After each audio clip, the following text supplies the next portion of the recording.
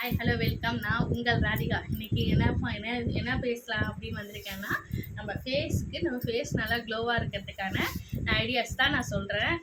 அதுக்கு என்னென்ன ஐடியாஸுங்கிறத நீங்கள் ஃபாலோ பண்ணு. ஃபஸ்ட்டு வீட்டிலே யூஸ் பண்ணுறது பசும்பால் காய்ச்சுறீங்களே, பசும்பால் காய்ச்சும் போது ஆடை விழுதுல, அந்த ஏடைன்னு சொல்லுவோம். அந்த ஏடையை எடுத்து நிறைய கொஞ்சம் ஸ்டோர் பண்ணி வச்சுக்கோங்க. 2 டைம் 3 டைம் நீங்கள் பால் காய்ச்சும் போது நிறைய தடவை 2 3 டைம் காய்ச்சும் போது ஏடை விடும்.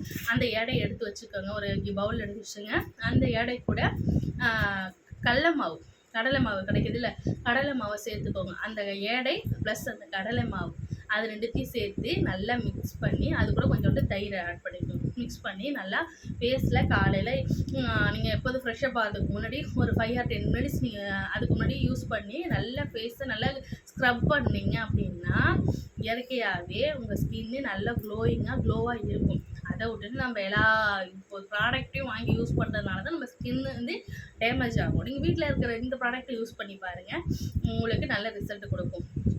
எல்லா டைப்புக்கும் எல்லா இதுவுமே ஒத்துக்காதுல்ல. ஸோ அந்த மாதிரி ஒத்துக்காமல் இருக்கிற பர்சன் நீங்கள் வீட்டிலே இருந்து நீங்கள் இந்த இதை யூஸ் பண்ணிங்கன்னா ஃபேஸ் நல்லா ஷைனிங்காகவும் நல்லா பளபளன்னு இருக்கும். நன்றி. இந்த பதிவு பிடிச்சிருந்துச்சுன்னா என்னோடய சேனலை சப்ஸ்கிரைப் பண்ணுங்கள். தேங்க்யூ.